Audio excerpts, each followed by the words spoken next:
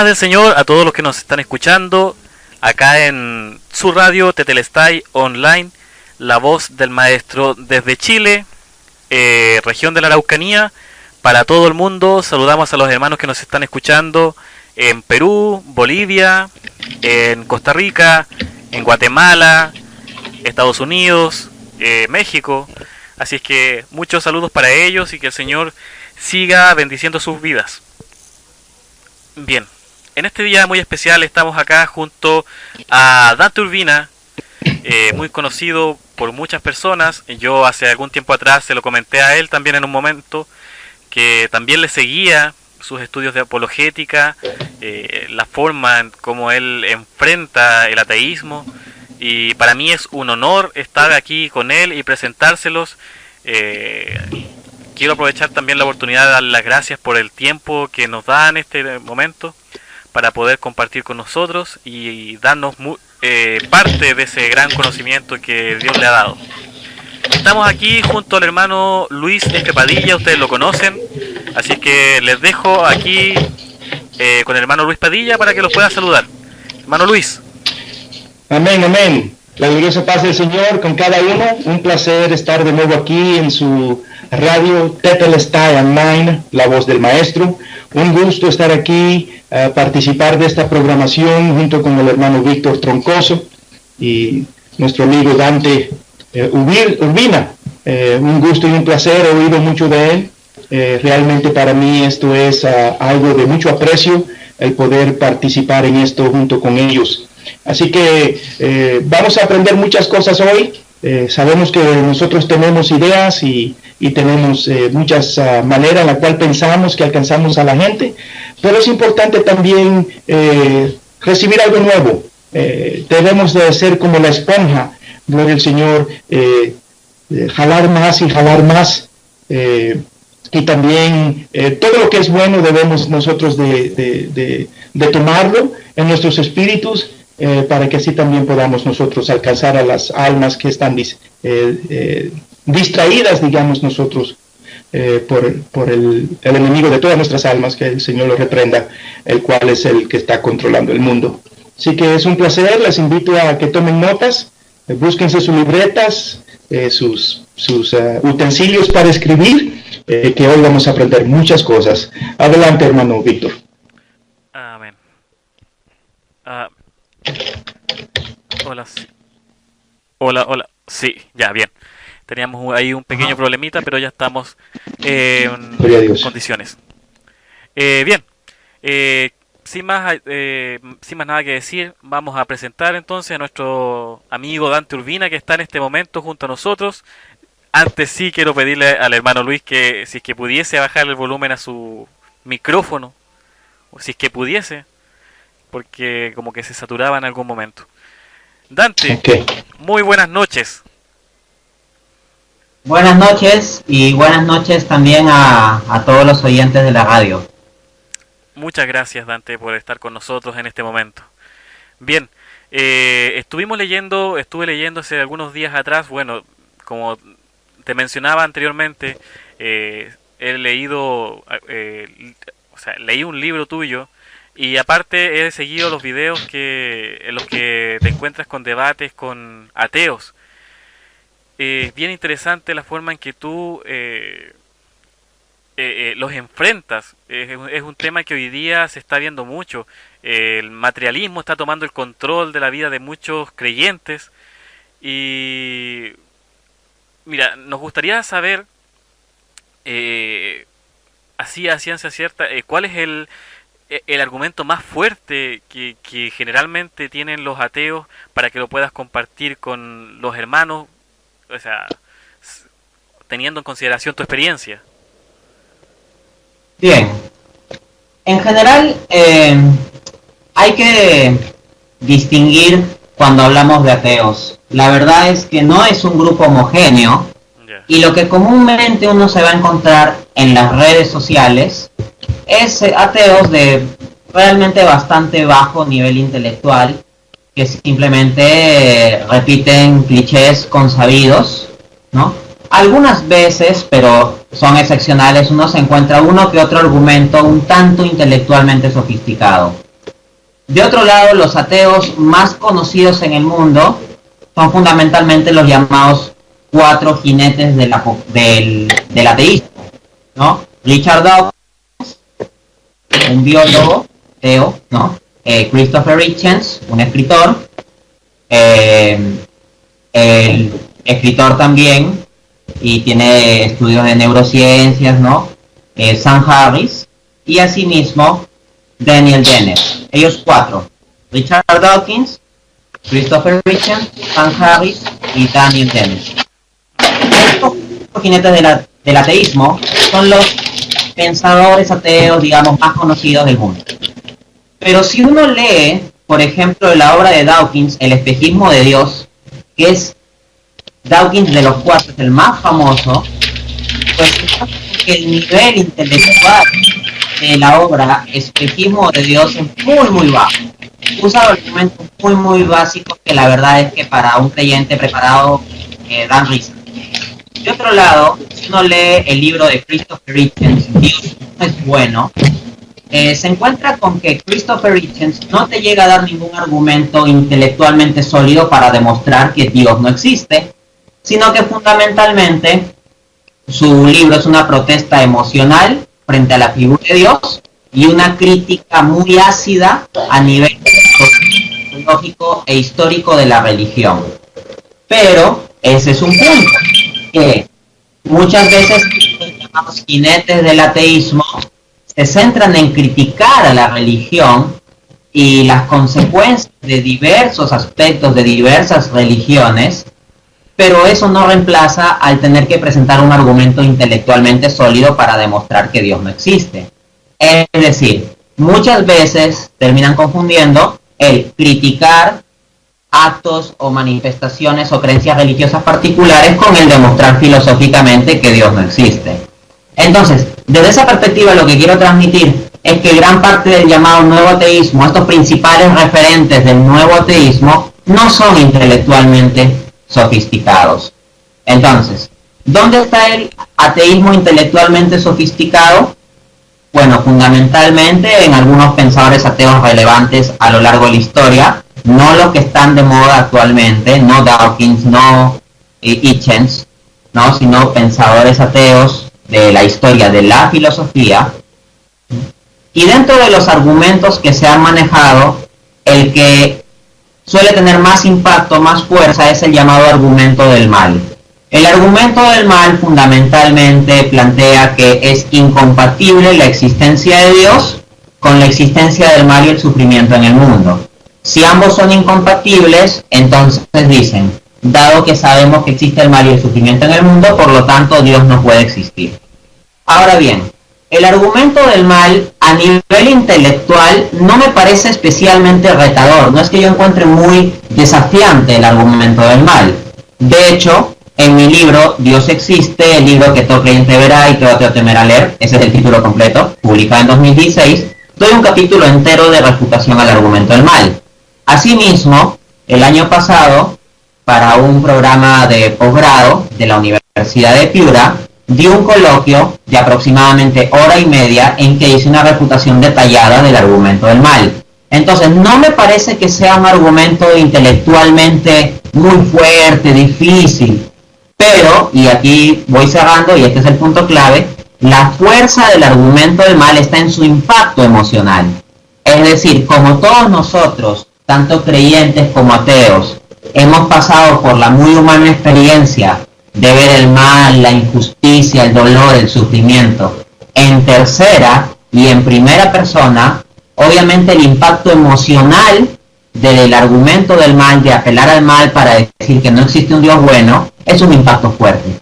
Pero si aislamos el aspecto emocional y consideramos la objeción desde el punto de vista puramente intelectual, como debe hacer alguien que se pretenda riguroso, pues no encuentro que sea fuerte. En resumen, el argumento ateo más fuerte considero que es el argumento ateo del mal, y su fuerza, más que de lo intelectual, viene del impacto emocional. Ok, mira, muchas gracias por tu respuesta muy contundente, muy completa, muy clara. Mira, cuando decimos que el argumento más fuerte es el argumento del mal, yo he visto a muchos ateos, a lo mejor novatos, que consideran que el argumento científico es como más fuerte, ¿no? Muy pocas veces mencionan el argumento, por decirlo de alguna manera, más filosófico. ¿Qué pensamiento tienes tú con respecto a eso? Que precisamente eso muestra que son novatos. Es decir, ¿cuál es el argumento científico para demostrar que Dios no existe? No existe un argumento científico.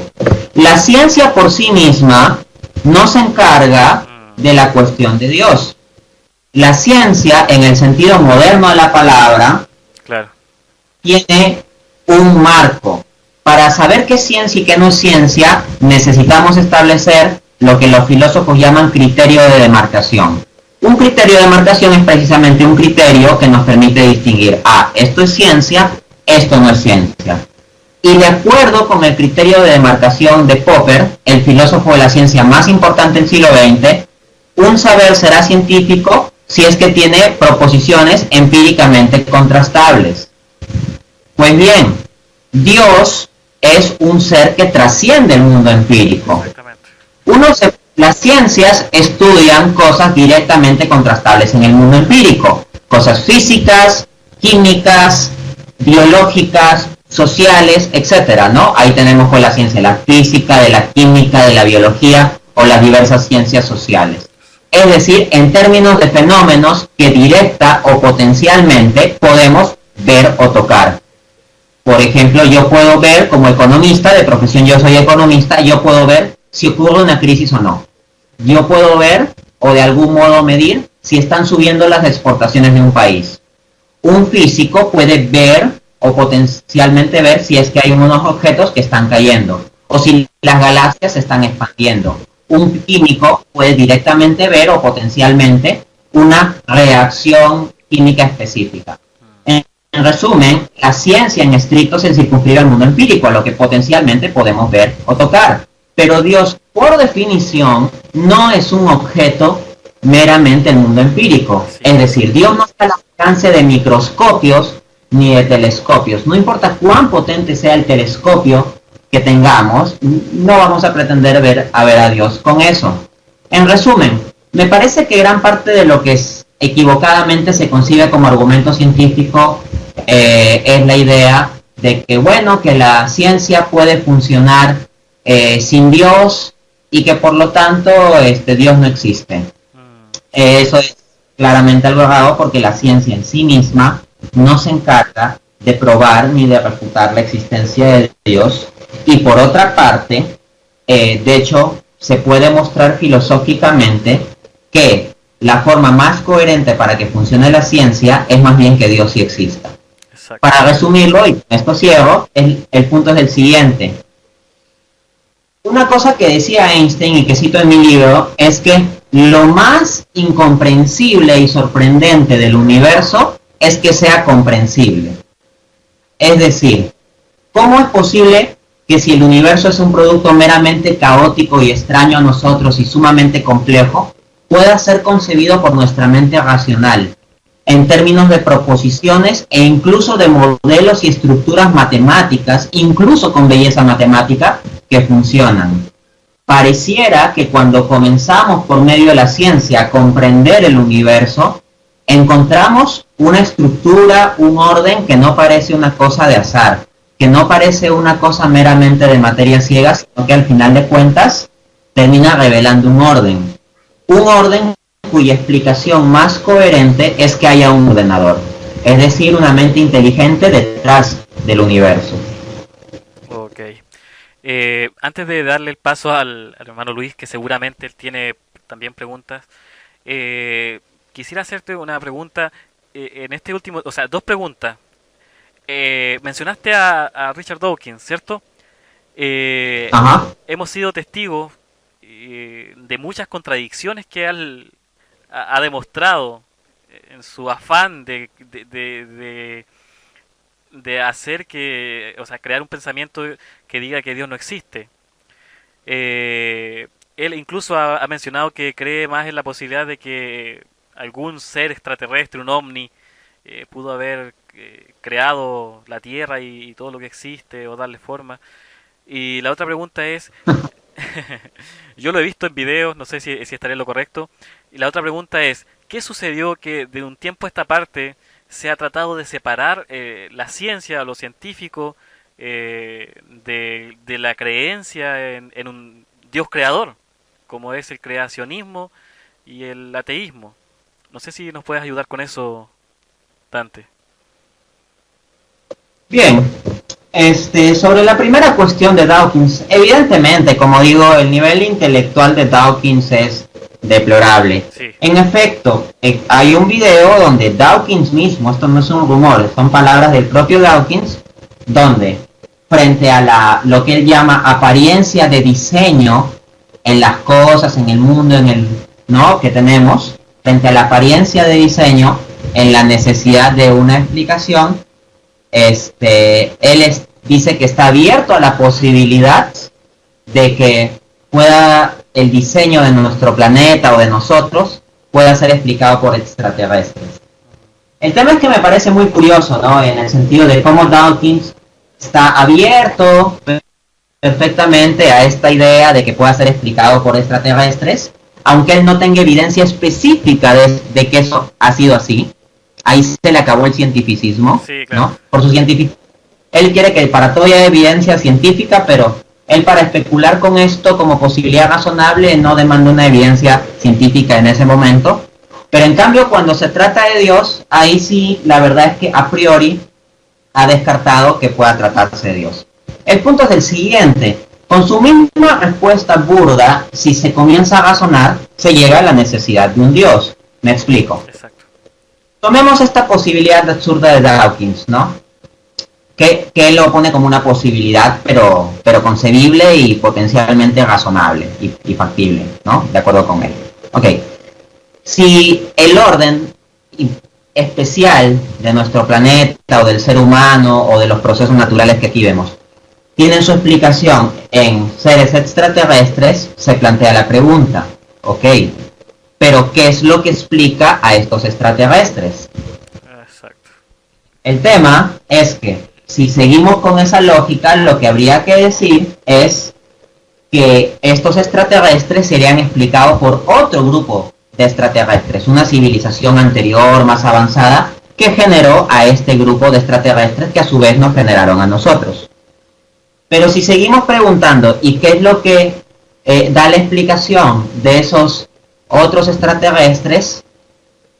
Desde esa línea había que apelar a un grupo adicional de extraterrestres, es decir, una cuarta generación antecedente de civilización extraterrestre que explicaría aquella, que a su vez explica la otra, que a su vez es la explicación de nosotros. Y así sucesivamente ad infinitum. ¿Ok?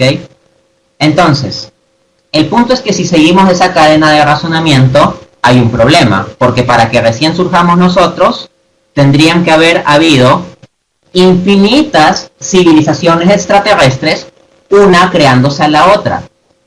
Pero eso es un absurdo, porque si tuvieran que haber infinitas civilizaciones extraterrestres, una creándose a la otra, para que recién existamos nosotros, tuvo que haber terminado el proceso creativo de las infinitas civilizaciones extraterrestres anteriores, lo cual es una autocontradicción porque sería un interminable terminado, lo cual nos lleva a pensar que la cadena de causalidad de quién creó a quién debe tener un principio.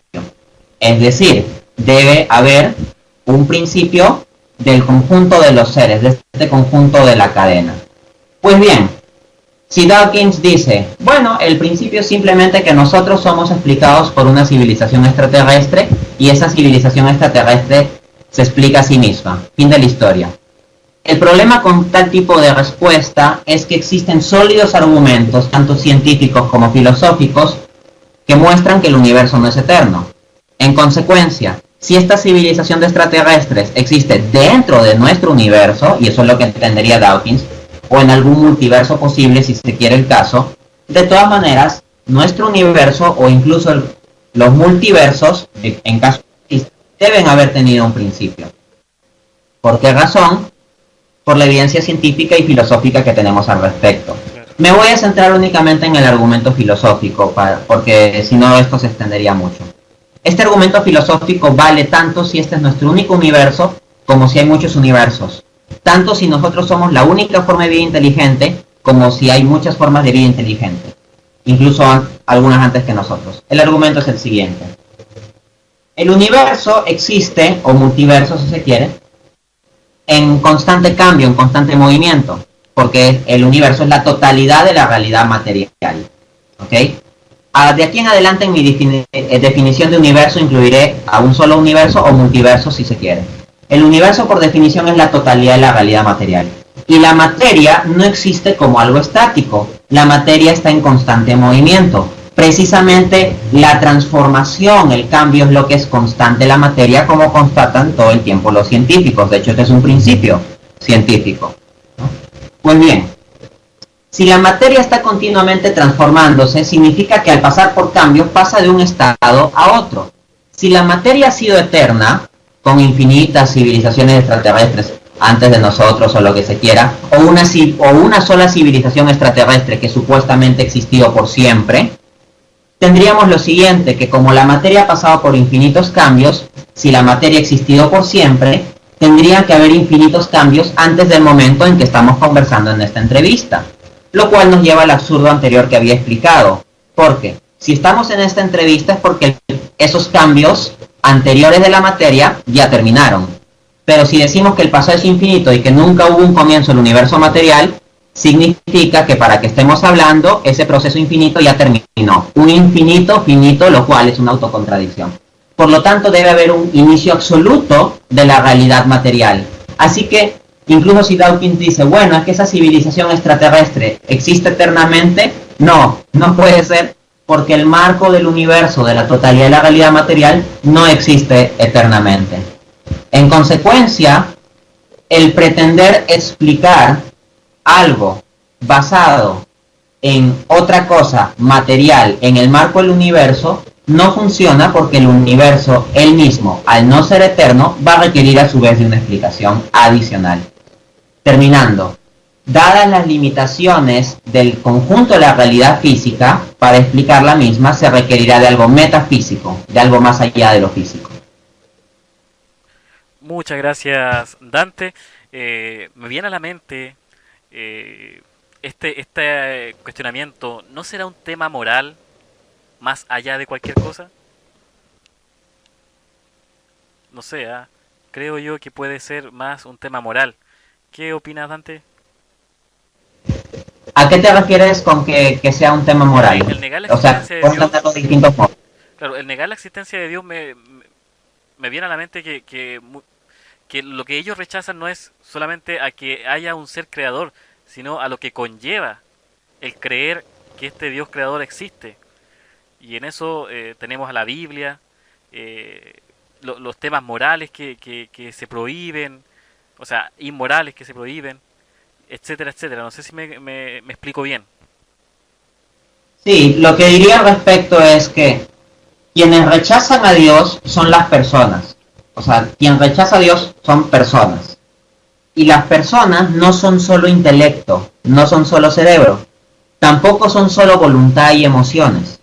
La persona es el conjunto integral de la unión sustancial, ¿no? Del cuerpo y el espíritu. Y en el espíritu hay dos potencias fundamentales, el intelecto y la voluntad. Entonces, cuando una persona rechaza la existencia de Dios, en principio, como se trata de la persona en su integridad, lo que se espera es que hayan las dos dimensiones. Es decir, que la persona tenga elementos intelectuales en su rechazo a Dios, pero al mismo tiempo elementos de su voluntad, de su deseo. Es decir, no solo es que la persona pueda tener dudas tontas o inteligentes a nivel intelectual sobre si Dios existe o no, sino que también está el aspecto volitivo de que puede ser que a la persona le guste o no le guste la idea de que Dios existe. Entonces, como nosotros los seres humanos somos una unidad integral, por supuesto, el deseo de que Dios sí exista puede predisponer arbitrariamente a la mente a aceptar argumentos a favor de la existencia de Dios que no sean válidos. Ojo. Pero al mismo tiempo también es cierto que la predisposición negativa de la voluntad, que el deseo de que Dios no exista, de que no exista alguien que establezca leyes morales, de que no exista alguien que esté por encima de nosotros o algo de ese tipo, ese deseo de querer que Dios no exista, por supuesto, también puede condicionar al intelecto para que más fácilmente pueda asumir argumentos que en realidad no son sólidos, pero en el fondo los toma como excusas para decir que Dios no existe. Okay. Precisamente la labor de la apologética es destruir cualquier objeción intelectual contra la creencia en Dios, cualquier objeción intelectual contra la fe. Porque una vez que se han destruido las objeciones intelectuales contra la fe, ¿qué es lo que queda en la persona? Ya no el intelecto como barrera ante Dios, sino solo la voluntad. Entonces, si hay una persona de buena voluntad que tenía genuinas dudas o confusiones intelectuales sobre el tema de la existencia de Dios, frente a alguien que le presente una sólida apologética, esta persona verá despejado ese problema intelectual, y si es una persona sincera de buen corazón, elegirá creer en Dios. Claro. Sin embargo, si es una persona que ya está de principio predispuesta desde su voluntad a no creer en Dios porque no quiere creer en Dios, no importa cuántos argumentos intelectuales le des, no los va a aceptar. Incluso esta persona puede ser que no tenga ninguna reputación sólida, o incluso que apele a tonterías o a clichés o hasta ataques personales. Pero esas simplemente van a ser las excusas aparentemente intelectuales, pero que no son más que manifestación del capricho de su voluntad. En resumen, la apologética trabaja sobre el intelecto, de tal modo que se despejen los elementos para que la persona pueda decir con su libre voluntad el creer o no. Ok. Sí, mira, lo que, bueno, te trataba de decir era que he visto muchos casos en donde hay gente que su pecado no le permite o no quiere dejar eso y por ende trata de decir que Dios no existe porque le molesta a Dios en su vida. Un ejemplo, hace un tiempo atrás vi una persona que es homosexual. Entonces él decía, no, yo no podría creer en Dios porque sería contradictorio lo que estoy diciendo, ya que Dios rechaza lo que yo estoy haciendo. Dante. Bueno, claro, ¿no? Emocionalmente, pues, para tal o cual persona le puede ser conflictivo que Dios exista, ¿no? Pero obviamente eso no constituye ninguna objeción. Por ejemplo, al ladrón le podría gustar mucho la idea de que los policías no existen. Sin embargo, eso no hace que los policías no existan, ¿no? En consecuencia, si una persona se encuentra con que en el fondo la principal o tal vez única objeción que tiene a la existencia de Dios es que no quiere que Dios exista, pues frente a eso, entonces ya el problema no es de intelecto, no, claro. No es que sea algo intelectualmente la barrera, sino un problema de voluntad. La predisposición que tú dijiste a no querer que Dios exista en el fondo, más allá del argumento. Exactamente. Bien, exacto. Mira, vamos a ir entonces con el hermano Padilla. Disculpe, hermano Luis, que yo sé que estaba esperando ahí con sus preguntas. Adelante, mi hermano. Amén, muchas gracias. ¿Se oye bien todo? Muy bien. Sí. Ok. Sí, hermano Dante. Bien interesante, y he aprendido mucho en este tiempo que hemos estado escuchándole. Basado en el tema, poniendo un escalón encima de lo que acaba de hablar el hermano Víctor. ¿Podría yo, ¿verdad?, como creyente en Dios, podría yo llegar a la conclusión de que un ateo primeramente en un tiempo tuvo que sentir la necesidad de que hay un Dios, o pudo en algún tiempo creer que Dios existe, entonces llegar a una etapa de tiempo y rechazar que Dios es verdadero, porque por cualquier razón, como usted mencionó, usualmente es emocional, algo sucedió en su vida, fue maltratado, tuvo un padre que fue muy malo y ahora él no puede ver a Dios como padre y prefiere ver a Dios que no existe, o como decía el hermano Víctor, pues es algún problema moral. ¿Puedo yo acercármele a un ateo y decirle que el decir que él no cree en Dios es una mentira, porque para llegar a la conclusión de que Dios no existe, tiene que primeramente reconocer que sí Dios existe para negarlo. Bueno, a ver, acá lo importante es el procurar ser empático, ¿no? La apologética es una forma de predicación, es en cierto modo una forma de hacer llegar el evangelio también. Desde esa perspectiva, para uno ser efectivo, y por un asunto básico de caridad cristiana, ¿no? Uno tiene que tratar de ponerse en los zapatos del otro. Entonces, por ejemplo, cuando yo me pongo en los zapatos del ateo, me imagino, ¿qué pasaría si yo fuera ateo y viene un creyente y me cita Salmos 14.1 como único argumento? Así me dice, ¿sabes qué? Tienes que convertirte a Dios porque en Salmos 14.1 dice que solo los necios rechazan a Dios. Y le cito, no dijo el necio en su corazón, Dios no existe. Entonces, si no quieres ser necio, tienes que convertirte a Dios. O entonces me puedo figurar eso y me podría encontrar, digamos, poniéndome en los zapatos del ateo, que incluso para un ateo bien intencionado o potencialmente abierto a cambiar de postura, eso podría ser un tanto chocante. Entonces, trato de ir por otra vía. Por ejemplo, en el libro de Romanos, capítulo 1, versículo del 19 al 20, leemos lo siguiente. Lo que de Dios se puede conocer, ellos lo conocen muy bien porque Él mismo se los ha mostrado. Pues lo invisible de Dios se puede llegar a conocer si se reflexiona en lo que Él ha hecho. En efecto, desde que el mundo fue creado, claramente se ha podido ver que Él es Dios y que su poder nunca tendrá fin. Los malvados no tienen disculpa. Entonces, aquí se nos muestra dos cosas.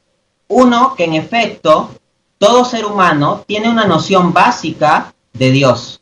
Hay una noción indestructible de Dios en cada uno que al final de cuentas no podemos negar, ¿no? De ahí que, como decía el gran escritor Gilbert K. Chesterton, cuando se deja de creer en Dios, no es que no se cree en nada, sino que se comienza a creer en todo. Y en efecto, quien no cree en Dios, ¿qué nos encontramos? Con que después está creyendo en la cábala, que después está creyendo en supersticiones, o que está creyendo en el materialismo, ¿no? Con la materia como una explicación absoluta, y lo que siempre ha sido y lo que siempre será, o sea, como atribuyéndole a la materia la cualidad de que es eterna y omnipresente, y que lo explica todo, etcétera, ¿no? Asimismo encontramos adolescentes que rechazan la existencia de Dios, pero idolatran a filósofos como Nietzsche. Y sinceramente eso es como lo que les llena existencialmente, entonces es como una especie de reemplazo. Hay otros que rechazan la existencia de Dios, pero se comprometen con la filosofía marxista y la cosmovisión marxista y la lucha por la revolución socialista, y en el fondo están endiosando la búsqueda de un sistema social. Entonces, en el fondo, en todo ser humano hay una noción indestructible de Dios. Desde esa perspectiva, en efecto, todos tenemos esa noción. Ahora bien, en el texto de Romanos se establece que al Dios invisible se lo puede conocer reflexionando sobre las cosas visibles que Él ha hecho. Entonces, mi acercamiento al ateo iría por el siguiente lado. Yo sé que en el fondo hay una noción de Dios en él, pero al mismo tiempo sé que por la caída del hombre, el intelecto, pues no ve siempre las cosas claramente. Entonces lo que hago es tomar los elementos visibles del mundo y a partir de ahí razonar, reflexionar para demostrar filosóficamente la existencia del Dios invisible. Y esos argumentos se pueden establecer claramente. Fundamentalmente manejo las 5 vías de Tomás de Aquino, que parten de cosas que todos podemos naturalmente aceptar, sin necesidad de que se nos pida fe especial. Entonces, al ateo le parto de cosas visibles o principios visibles que él puede aceptar razonablemente y a partir de ahí demostrar que existe el Dios invisible.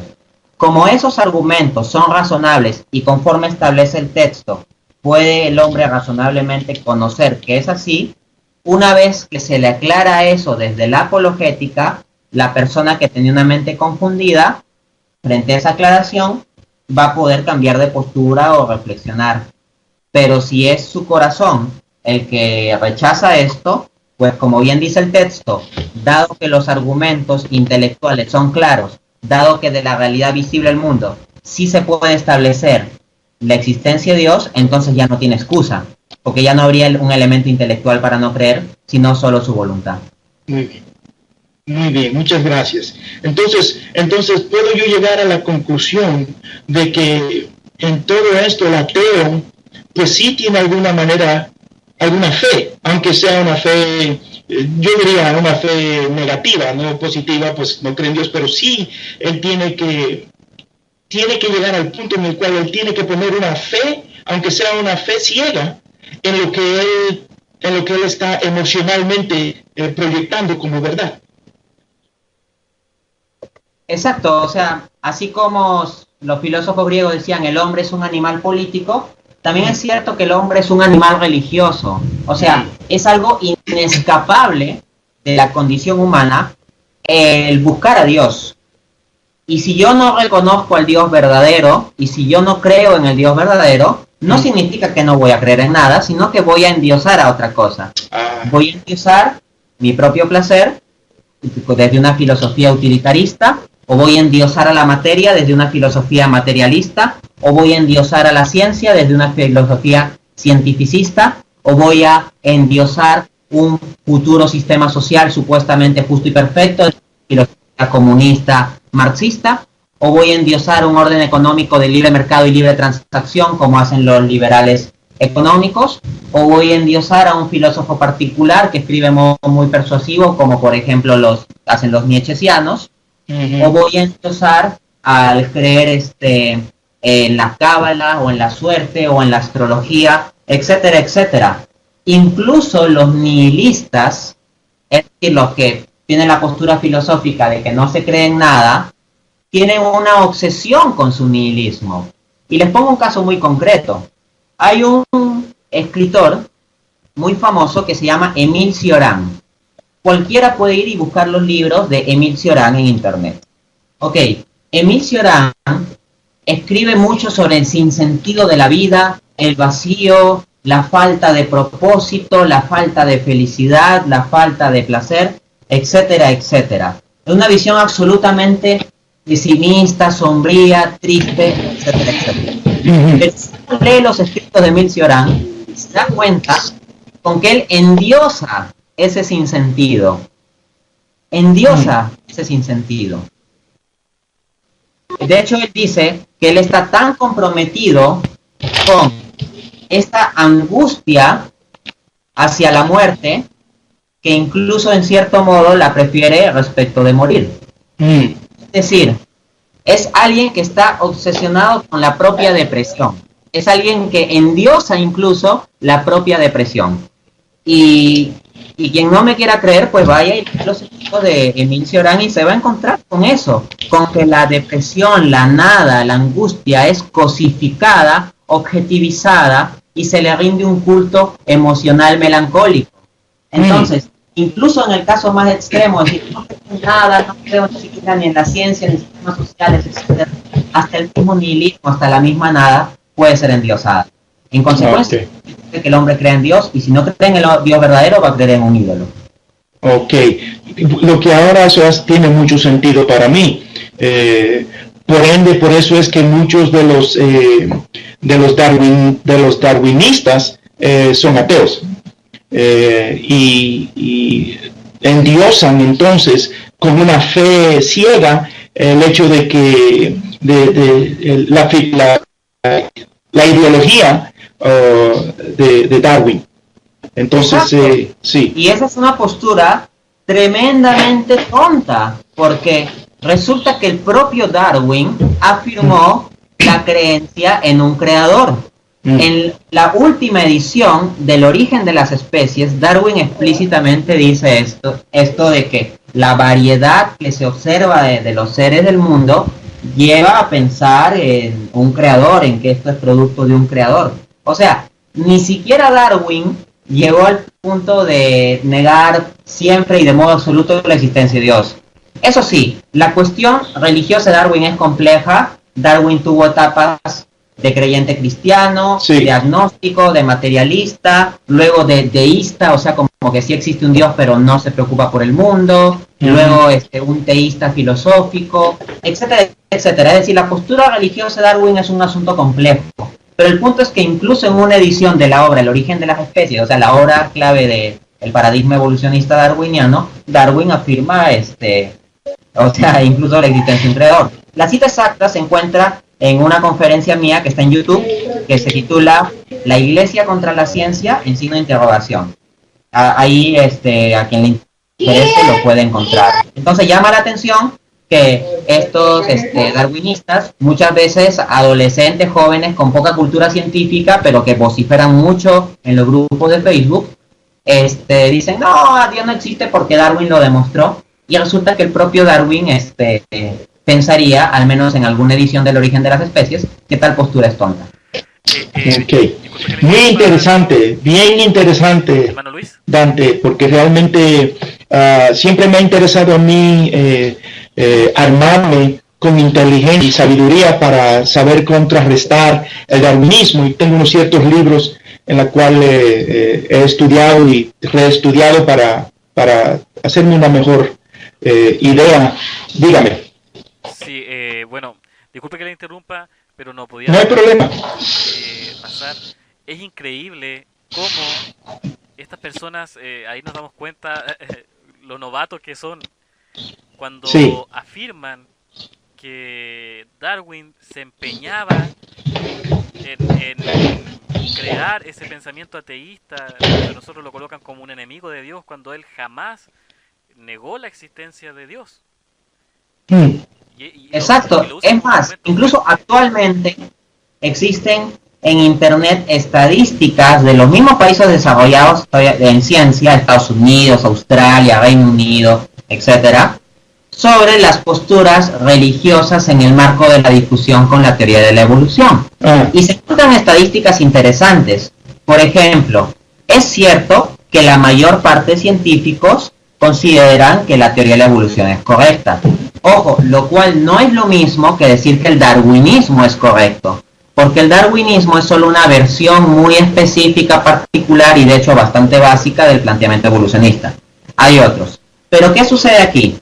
Que de esa gran mayoría de científicos que consideran que incluso la teoría de la evolución es correcta, gran parte de ellos son creyentes.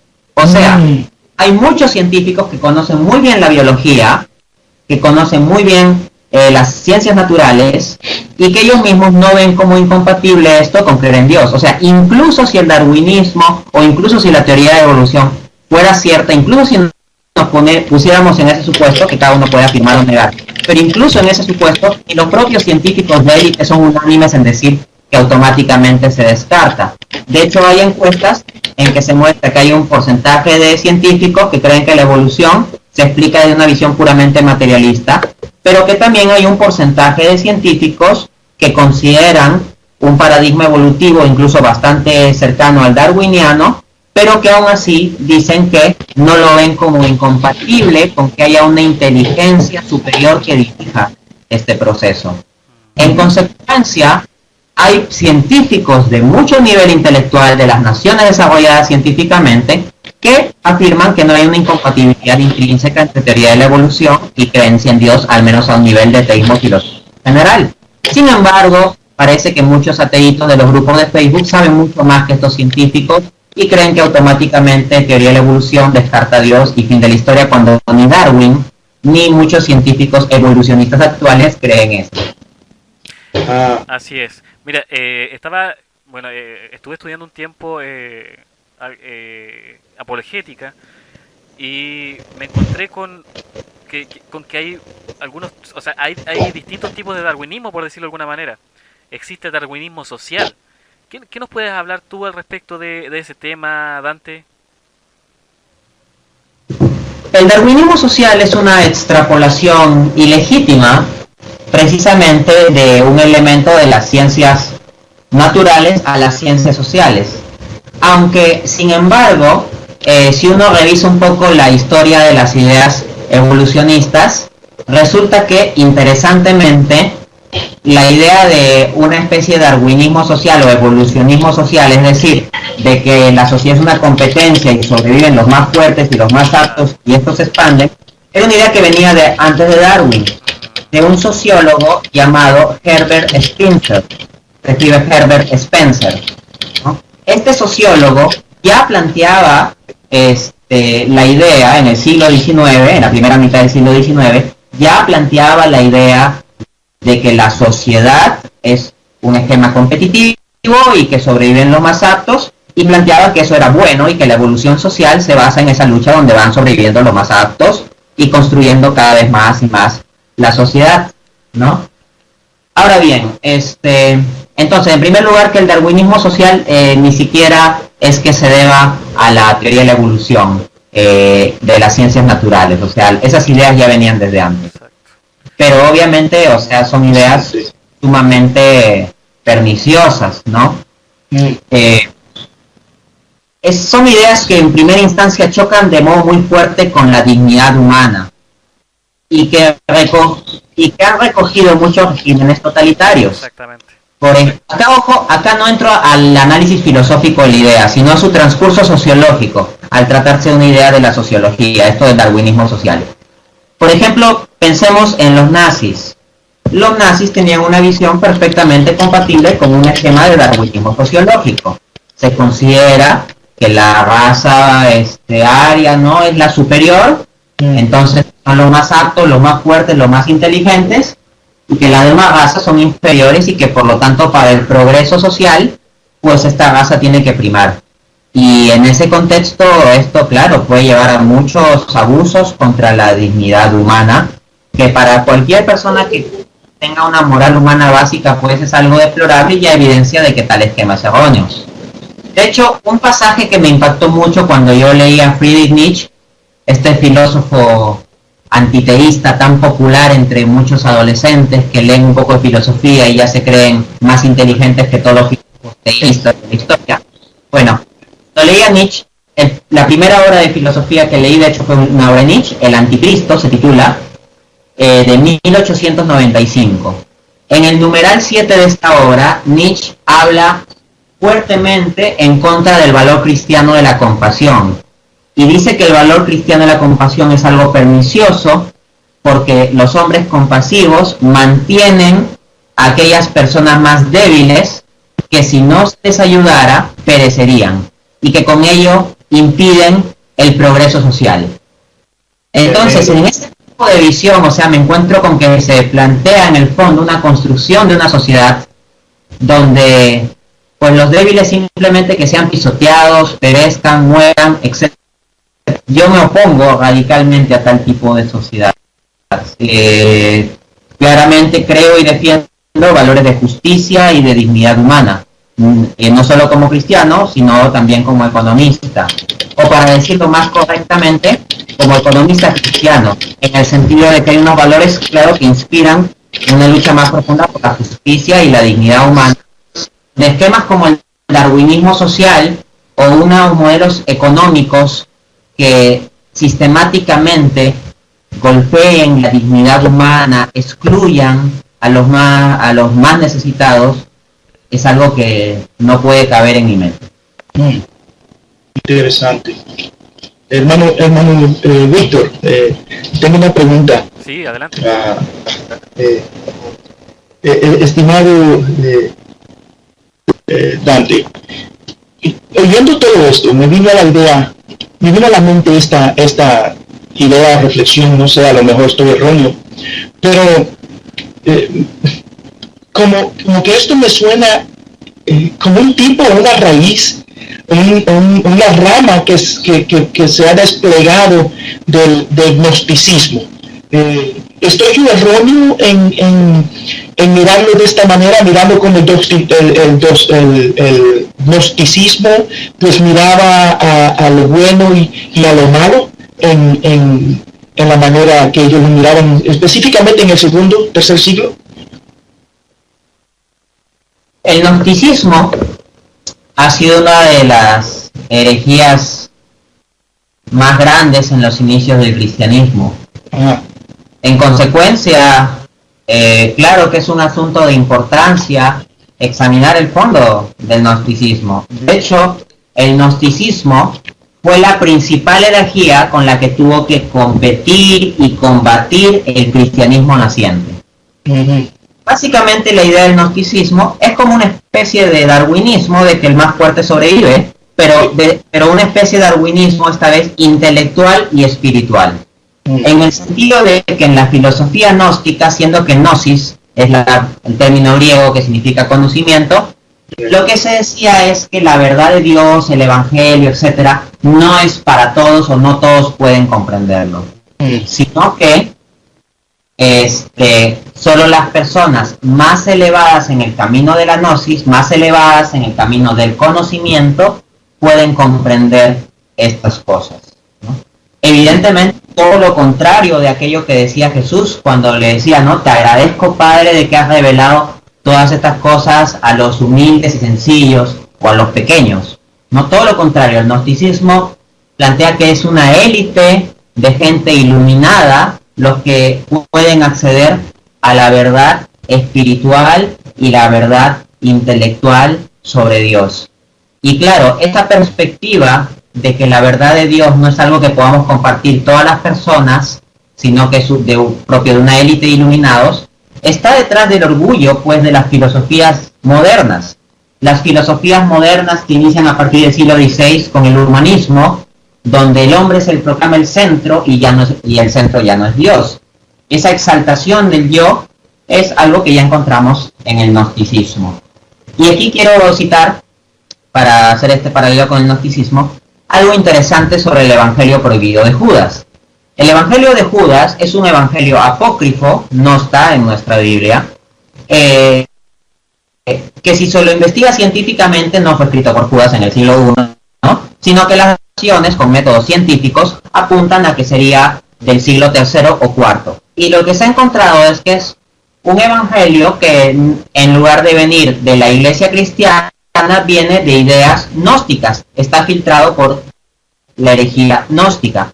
Y yo recuerdo un pasaje que me impactó bastante al leer este evangelio apócrifo, que es una parte donde Jesús pone esta analogía, o le hacen que Jesús ponga esta analogía. Dice que en la selva hay muchos árboles, unos más altos que otros, y que los árboles más altos reciben directamente la luz del sol, y los más bajos simplemente reciben la sombra de estos más altos. Eso es gnosticismo en el estado más puro y aberrante, porque en esta visión el sol es Dios, los rayos del sol, la transmisión de la verdad de Dios, y solo un conjunto de iluminados alcanzan la verdad de Dios y a los otros no les toca más que recibir la sombra. Esa visión es sumamente deplorable, me parece, y en abierta contradicción con la verdad del Evangelio, que nos dice que los sencillos y humildes comprenden estas cosas. Sí, y buen punto. Y sí, yo he leído ese supuesto evangelio de Judas, y claro, no fue escrito por él.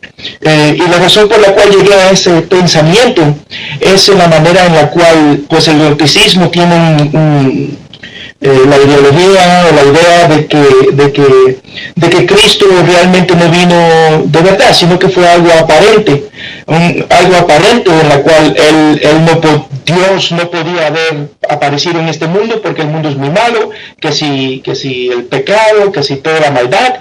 Entonces hubo una apariencia en la presentación de Cristo, que no fue verdaderamente así, que él no murió en la cruz y todo eso.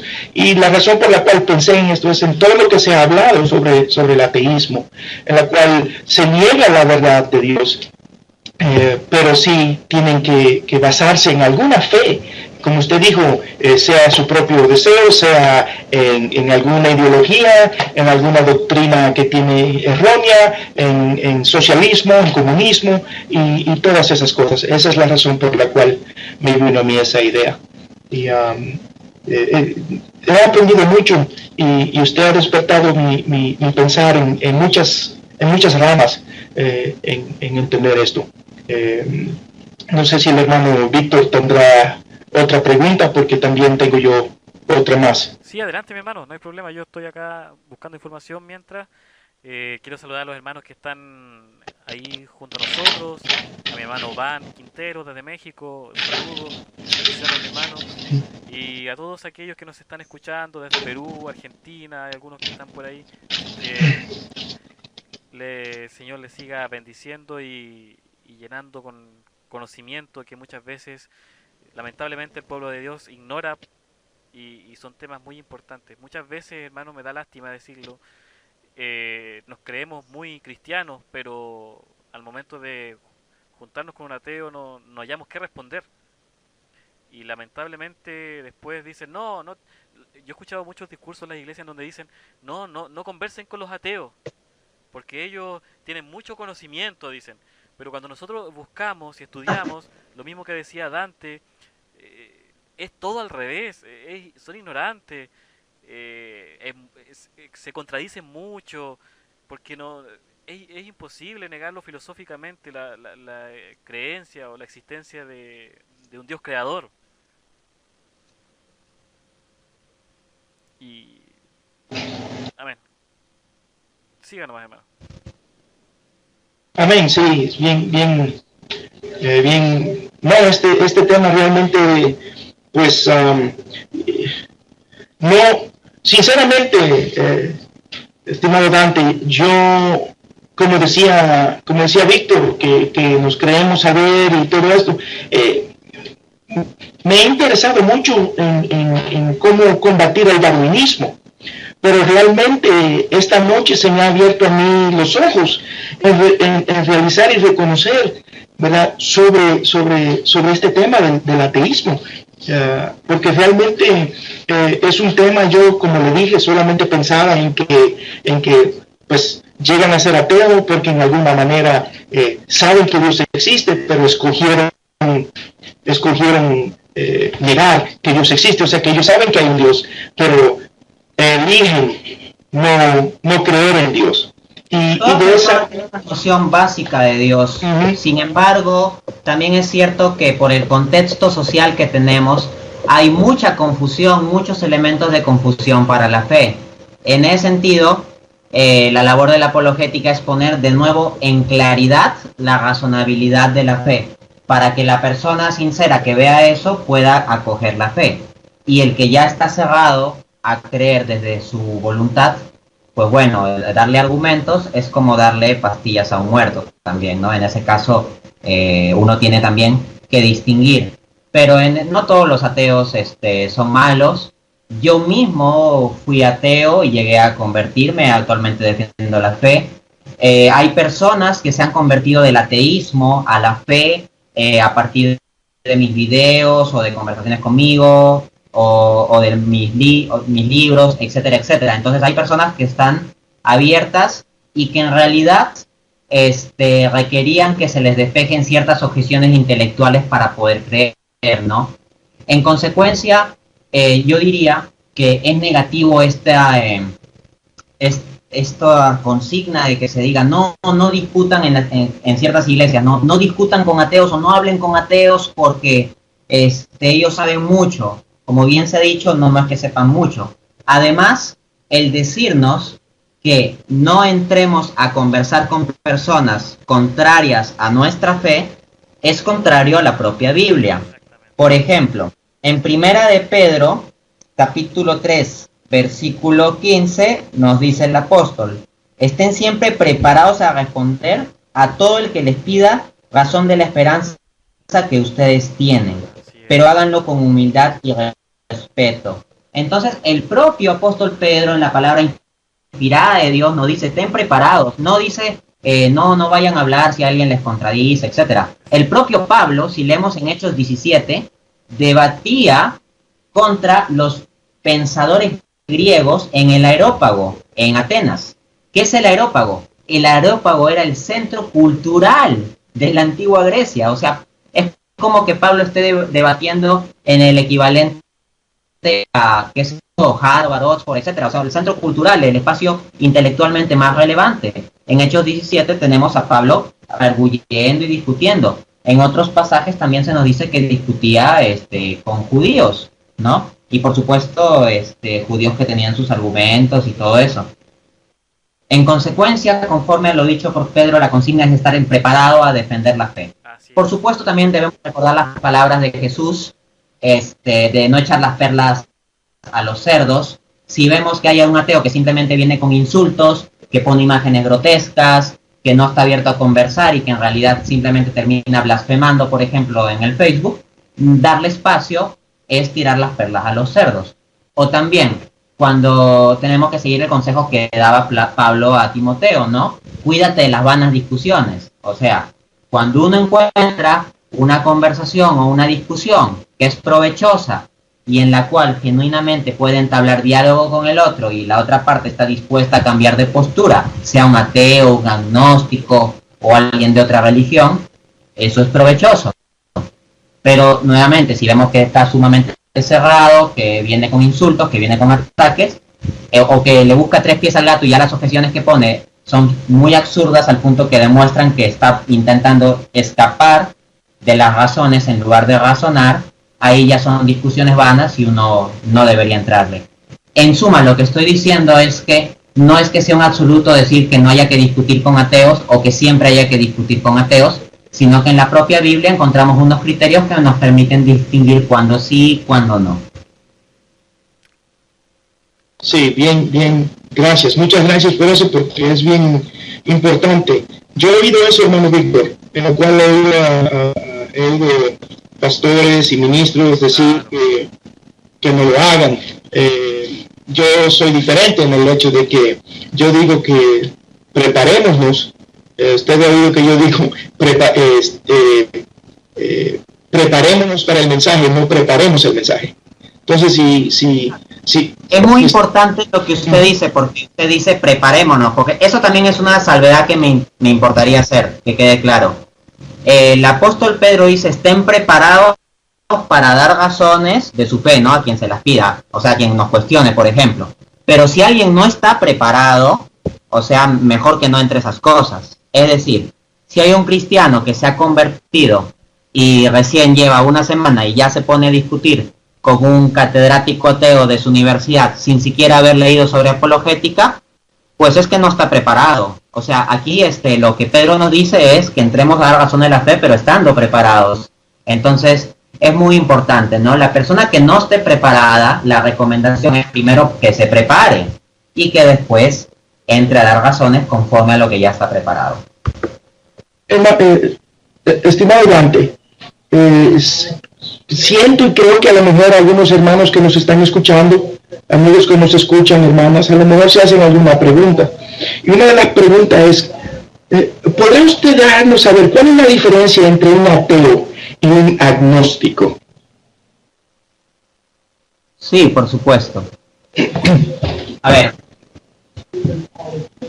un ateo es alguien que niega la existencia de Dios, alguien que cree que Dios no existe. Un agnóstico es alguien que simplemente no sabe si Dios existe o no existe. Vamos a la etimología de las palabras, simplemente. Gnosis, ya habíamos explicado que es el prefijo griego de conocimiento. A es el prefijo griego de negación. Entonces, agnóstico viene de agnosis, negación del conocimiento. El agnóstico es el que niega tener conocimiento respecto de si Dios existe o no existe. En suma, si uno le pregunta a un agnóstico, oye, ¿tú crees que Dios exista? Él responde, no sé. En cambio, el ateo, si le preguntamos, oye, ¿tú crees que Dios exista? Responderá, Dios no existe. Hay algunos ateos que han intentado, con tal de tener que escapar de dar argumentos sobre su propia postura, de apelar a que el ateísmo sería simplemente no creer en Dios, y punto. Sin que ellos tengan que justificar la proposición, Dios no existe. Porque cuando uno le pide a los ateos, a ver, dame un argumento racional que lleve a la conclusión de que Dios no existe, ahí tienen dificultades. Entonces, para evitar eso, varios ateos han utilizado un truquito en que dicen, no, yo simplemente soy ateo porque no creo en Dios y listo, ¿no? No es que yo afirme la creencia de que Dios no existe. El punto es el siguiente. Si dicen simplemente que no creen en Dios, no nos permite diferenciar si son agnósticos o no. ¿Por qué razón? Porque el agnóstico tampoco cree en Dios. Porque veamos, el agnóstico no, dice que no sabe si Dios existe o no existe. Frente a esa incertidumbre teórica, ¿qué es lo que hace el agnóstico en la práctica? No cree en Dios. ¿No? Ese es el punto. Los agnósticos teóricos son ateos prácticos, podría decirse, ¿no? Pues bien, pero claro, si una persona dice yo no creo en Dios, a nivel intelectual o a nivel teórico queda la cuestión, ya, pero tú no crees en Dios simplemente porque no estás seguro de si Él existe o no, o porque tienes una convicción racional de que Él no existe. Y ahí nos va a tener que responder, ¿no? Si dice, no, es que simplemente no estoy seguro, uno le puede replicar, bueno, entonces puede ser como que sí exista o como que no exista. Entonces, ¿por qué te centras solo en atacar el teísmo, la proposición de que Dios existe, y no atacas también el ateísmo, es decir, la proposición de que Dios no existe? En consecuencia, se verá obligado a aceptar que en el fondo lo que está manteniendo es que considera que lo más racional es decir que Dios no existe. Y acá hay un problema. Si afirma que lo más racional es creer que Dios no existe, va a tener que dar argumentos racionales que justifiquen eso. Y ahí yo ya he escrito extensivamente en mis obras, en mis artículos, en mis debates, en mis entrevistas, etcétera, argumentos de sobra para aplastar intelectualmente a quien diga eso de que el ateísmo es más racional. Muy bien, estimado, gracias. Me ha dado a entender, mucho mejor.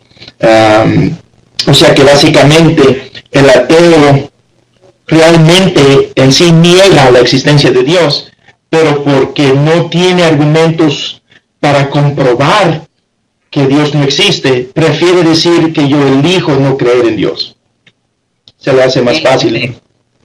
Exacto, se ha dicho bien, ¿no? De hecho, no solo yo como creyente, sino un filósofo ateo y bastante reputado llamado Gustavo Bueno, es un filósofo español. Si alguien no lo conoce, ponga en Google Gustavo Bueno, va a ver que se trata de un filósofo ateo de buen nivel intelectual. El propio Gustavo Bueno se burlaba de estos ateos débiles. Decía, estos ateos que dicen simplemente no creo en Dios, o sea, son como unos ateos avergonzados. Y esta es una frase célebre de Gustavo Bueno: los agnósticos son ateos avergonzados. Es decir, alguien dice soy agnóstico, pero en la práctica es ateo porque en la práctica no cree en Dios, ni sigue a Dios, ni nada de eso, pero no dice a sí mismo que es ateo abiertamente por dos razones. Uno, por no tener que sufrir las consecuencias sociales que le puede traer el decir que es ateo, y dos, porque si dice abiertamente que es ateo y que afirma la proposición Dios no existe, se va a ver en la obligación de tener que dar argumentos para probar esa proposición. Porque en el sentido estricto de ateo fuerte, que es lo que Gustavo Bueno consideraba como intelectualmente respetable, o sea, el ateo fuerte tiene que defender que Dios no existe. O sea, que la proposición Dios no existe es cierta. En consecuencia, el ateo sí está comprometido con afirmar algo. Sí afirma que Dios no existe. Y su afirmación requiere prueba racional. Entonces, estimado Dante, basado en lo que usted acaba de explicar, realmente entonces el ateo, en la profundidad de su ser, entonces podemos decir que están avergonzados de ser ateos, porque si no tienen el valor de poder decir, no, yo creo, Dios no existe y en eso es lo que yo estoy, aunque no tenga manera de poder de defenderlo, no están realmente convencidos en lo que ellos creen. Esa es mi pregunta. Bueno, o sea, si nos ceñimos en rigor a lo dicho por Gustavo Bueno, que él mismo era un ateo y se proclamaba como ateo y no tenía vergüenza de proclamarse como ateo, a lo que se refería Gustavo Bueno es que muchos de los que se dicen agnósticos, que cuando están entre familia y amigos dicen, bueno, yo soy agnóstico, en el fondo sí son ateos, no más que no quieren cargar con las consecuencias de, uno, tener que defender intelectualmente la proposición Dios no existe, y o dos, tener que pues cargar con, digamos, ciertos estigmas sociales que le vendría por decir, por ejemplo, en una reunión familiar, soy ateo, ¿no? En consecuencia, Gustavo Bueno no decía que todos los ateos estén avergonzados, sino lo que él decía es que los agnósticos son ateos avergonzados, ¿no? Una frase célebre de él, que tampoco creo que sea un principio absoluto, o sea, también creo que existen genuinos agnósticos. Sin embargo, es interesante como un filósofo ateo también habla con desdén de ciertos ateos en el fondo que se proclaman agnósticos. Es decir, eso de que yo estoy diciendo que algunos que se proclaman agnósticos o que simplemente dicen no creo en Dios y no tengo nada que probar, yo lo digo con desdén, o sea, me parece una postura intelectualmente no defendible, pero no solo yo como creyente lo digo, Gustavo Bueno, ateo, en el otro extremo, también ve con desdén a este tipo de postura. Interesante que el que cree en Cristo, la historia ha demostrado que están listos y dispuestos para morir por esa creencia y por esa fe y no negarla. Bien interesante, bien interesante. Adelante, hermano Víctor. Me traía a memoria que una vez escuché a Richard Dawkins, que él decía, en un momento él decía ser ateo, pero ahora dice no, que es agnóstico. Debe ser respecto a lo mismo, ¿cierto? Exacto, sí, ahí cuando a Richard Dawkins se le acorrala con argumentos intelectuales para que tenga que probar su ateísmo, es decir, la proposición Dios no existe, que en la práctica es lo que él mantiene, porque él vive como si Dios no existiera, y escribe como si Dios no existiera, y argumenta como si Dios no existiera, o como si quisiera que eso fuera así. Bueno, aunque la cosa funciona así, cuando a Richard Dawkins lo comienzan a acorralar y decir, oye, ¿cuál es la prueba de que Dios no existe? ¿Qué es lo que te da seguridad de que Dios no existe? El propio Richard Dawkins ha llegado a declarar que le asigna una probabilidad de 0.000 no sé cuántos ceros y un 1% de que Dios exista. Entonces que hay una muy pequeña probabilidad, una muy remota probabilidad que lo considera absurdo, pero que es una probabilidad, y que desde esa perspectiva se declararía agnóstico. Adicionalmente tenemos el interesante caso de Carl Sagan. Carl Sagan fue un astrofísico que tuvo una serie muy famosa, me parece en la década de los 70 o los 80, llamada Cosmos, en donde explicaba pues diversos aspectos del universo y las galaxias y el planeta, etcétera, etcétera. Muchos ateos son fervientes admiradores de Carl Sagan como figura intelectual. Carl Sagan era muy crítico de las religiones y de las cosmovisiones religiosas, pero hubo una ocasión en que Carl Sagan declaró que no es ateo, y decía claramente que él consideraba que el ateísmo es una postura ridícula, en el sentido de que ser ateo implica que alguien está afirmando que tiene mucho más conocimiento que él. Carl Sagan decía algo como esto: yo no tengo suficiente conocimiento como para afirmar con certeza de que Dios no existe. En ese sentido soy agnóstico, ¿no? Parafraseo un poco a Carl Sagan. En ese sentido soy agnóstico. Alguien ateo, por tanto, es alguien que proclama tener más conocimiento que yo. O sea, alguien que proclama que tiene tanto conocimiento que está seguro de que Dios no existe. El punto es que para tener certeza de que Dios no existe, tendríamos que tener un conocimiento absoluto. ¿Por qué? Porque para tener certeza de que Dios no existe, tendríamos que tener seguridad de que hemos explorado racionalmente y de forma correcta e infalible todo el mundo. No solo todo el mundo, sino todo el universo.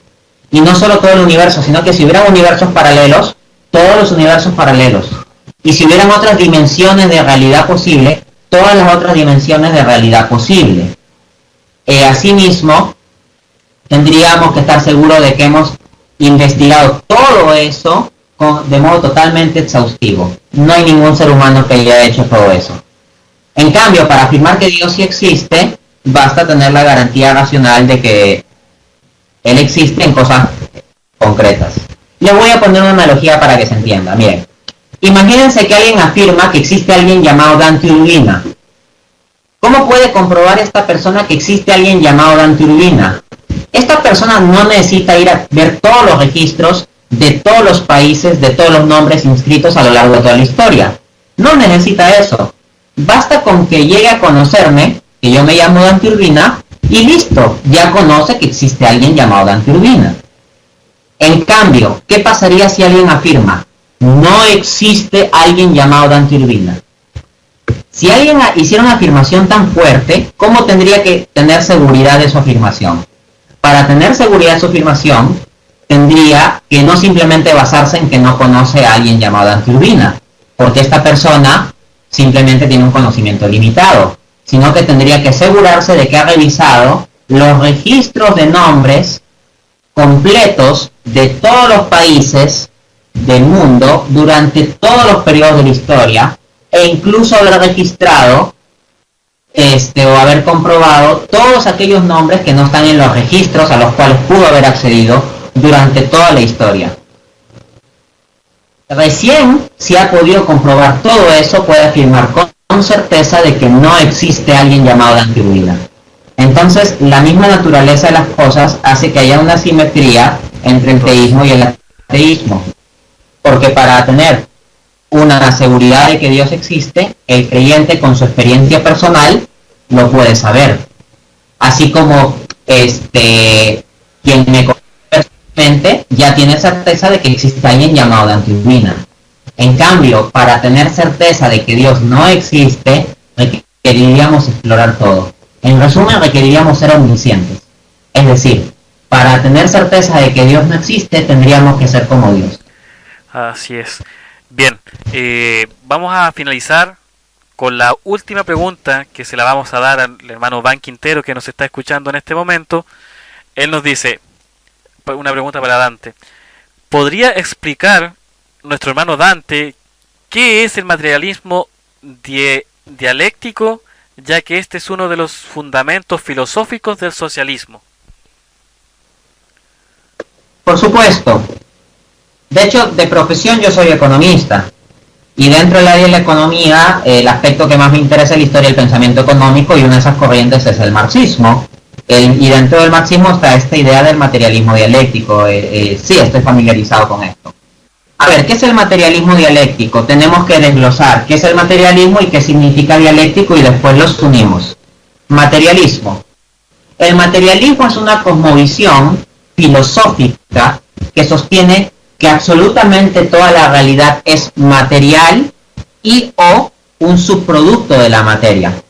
Por ejemplo, en la visión marxista, Friedrich Engels sostenía que todos nuestros pensamientos elevados no son más que un subproducto de la materia, del cerebro, ¿no? Asimismo, Marx, desde una perspectiva de estructura social, en su contribución a la crítica de la economía política, un libro escrito en 1859, específicamente en el prólogo, explica su esquema sobre la infraestructura y la superestructura, y lo que dice Marx es que todos los aspectos de la vida social, la religión, la política, la cultura, el arte, etcétera, son productos simplemente de la economía en términos de las fuerzas materiales de producción. En resumen, ¿qué está diciendo Marx? Que todo lo que en la sociedad vemos como aspectos mentales, espirituales o intelectuales no son más que producto de la forma social de la materia en movimiento, que sería la economía. En consecuencia, resumiendo, el materialismo es una cosmovisión que dice que absolutamente toda la realidad en última instancia se reduce a la materia. Desde esa perspectiva, por supuesto, el materialismo es una visión atea. O sea, porque Dios es un ser espiritual trascendente al universo que es el creador del conjunto de lo material. Pero desde una visión materialista no puede haber un ser así, porque la materia es el origen, la explicación y sustrato ontológico último y primario de todo. ¿Okay? Ese es materialismo. Y esa visión manejaba Marx. Marx no creía en Dios, Marx no creía en lo espiritual como algo autónomo respecto a la materia, Marx no creía en un mundo después de esta vida, etcétera, etcétera. Una visión materialista. Luego, ¿qué significa dialéctico? Bueno, Marx, como filósofo de joven a la llamada escuela de los hegelianos de izquierda, o sea, los que seguían la filosofía de Hegel. ¿Y quién fue Hegel? Hegel fue un filósofo alemán fundamentalmente su principal actividad a inicios del siglo XIX. Su obra más importante es La Fenomenología del Espíritu, de 1807. Bueno, Hegel planteaba un esquema idealista en donde él decía que lo fundamental de la realidad es lo espiritual, ojo, lo ideal, no necesariamente en un sentido cristiano correcto, ojo, no extrapolemos nociones cristianas bonitas al feo pensamiento de Hegel, por favor, porque Hegel también me parece un filósofo muy deplorable, pero no me explayo sobre eso porque si no, en vez de hablar de Marx voy a terminar contando media hora de Hegel. Volviendo a esto, Hegel planteaba que la estructura de movimiento de las ideas seguía un orden dialéctico. Este orden dialéctico consiste, de forma sencilla, en que hay una tesis, aunque esta es una esquematización muy sencilla, la verdad es que el pensamiento de Hegel es bastante más complejo que esto, pero vamos, en un contexto de una entrevista para una radio en que tengo que dar una respuesta rápida, voy a esquematizarlo así. Hay una tesis que es como la afirmación de una idea, la antítesis que es su negación, y la síntesis que es lo que surge de la lucha dialéctica entre la afirmación y la negación de una idea. Entonces surge una nueva idea que es una superación de las dos anteriores. Hegel planteaba que el pensamiento evolucionaba así. Eso es su llamada lógica dialéctica. Listo, ya tengo los elementos para decir que es el materialismo dialéctico. El materialismo dialéctico es una visión que dice que todo es fundamentalmente material, pero que el conjunto de cosas materiales siguen un movimiento conforme a la estructura dialéctica. En la visión de Marx, la forma social de la materia es la economía, ¿no? De todos los aspectos de la vida social, la materialidad es la economía, lo más material. Ok. Y lo que va a decir Marx es que en la economía hay una estructura de lucha de clases, que hay, por ejemplo, en la sociedad capitalista, el patrón o el empresario capitalista, y la negación del patrón, su contrario, su opuesto dialéctico, el obrero, el proletario. Y que hay una lucha dialéctica, una contradicción, una lucha de clases entre los patrones capitalistas y los obreros. Y que al final terminará el capitalismo destruyéndose a sí mismo, lo cual dará una síntesis. ¿Qué será esa síntesis? El nuevo modelo social llamado socialismo, en que toda la organización económica es dirigida por la dictadura del proletariado, es decir, que los obreros se habrán juntado para derrocar a los capitalistas y forman un estado que ellos administran para que la economía funcione bien. Ahora bien, en la pregunta se me ha pedido una explicación del materialismo dialéctico y esto es fundamentalmente lo que plantea el materialismo dialéctico en la visión marxista. Yo estoy radicalmente en contra de esta visión, pero ya explicarlo sería pues como media hora, ¿no? Solo referiré que, por ejemplo, en mi página web www.danteaurbina.com hay un artículo titulado ¿Soy un marxista o es Economía para herejes una obra marxista? Economía para herejes es un libro de economía que yo he escrito. Y en el artículo recopilo bastantes mis críticas al marxismo. Así que a quien le interese mi crítica al marxismo lo encuentra ahí. Interesante.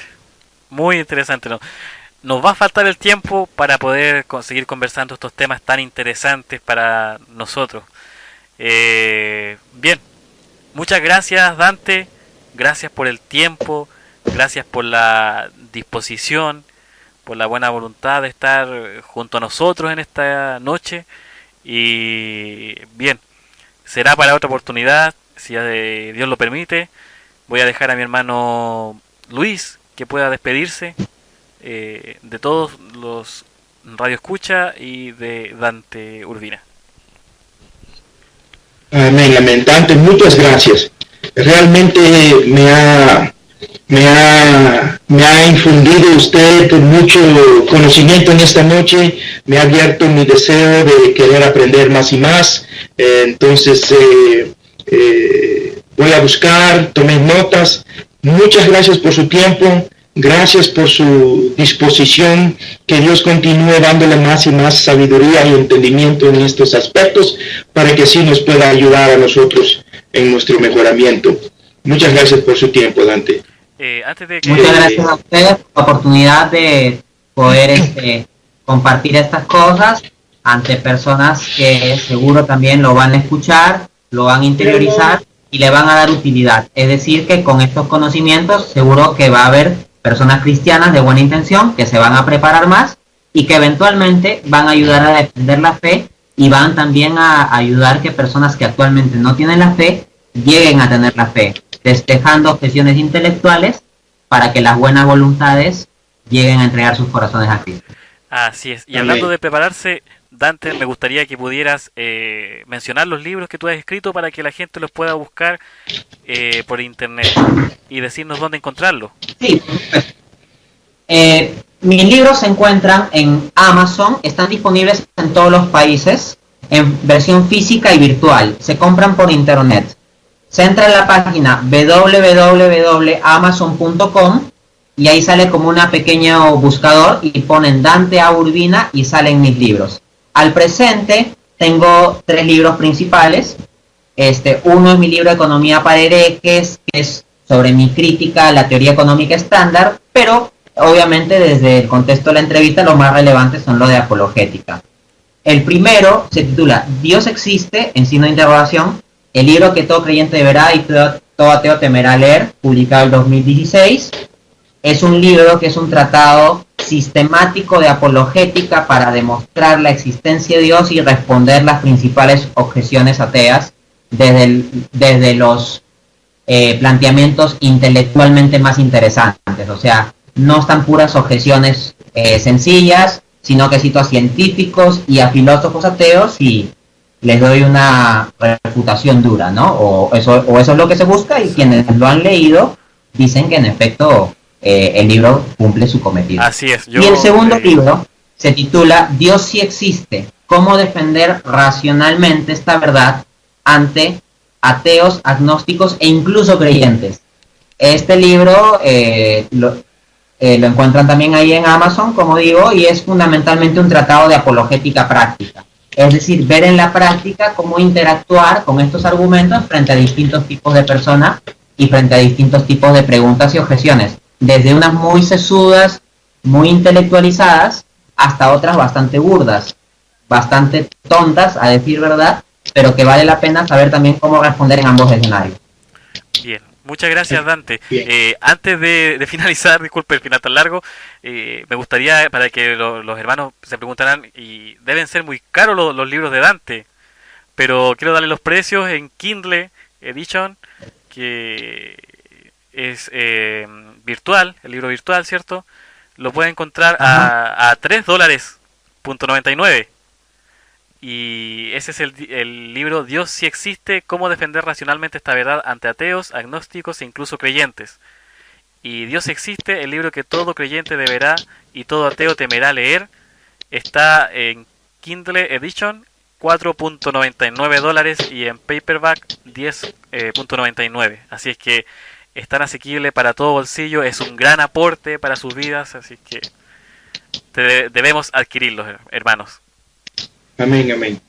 Así que muchas gracias, estimado Dante. El hermano Dan Quintero le envía todos sus agradecimientos por responder la pregunta, que fue buena respuesta. Así y es. Pues le damos gracias al Señor por este tiempo. Gracias al estimado Víctor, que me invitó a participar de su programa. Me siento bien halagado por el Señor, porque me invitó a participar de esto. Halagado por escuchar al estimado Dante. Saludos a todos los hermanos que nos escuchan por esta estación, su estación Radio Tetelestai, la voz del maestro. Muchas gracias por su atención. Saludos a cada uno en los grupos de Tetelestai Studio, Tetelestai Online, también en Bereanos. Así que la gloriosa paz de nuestro Señor Jesucristo con todos ustedes.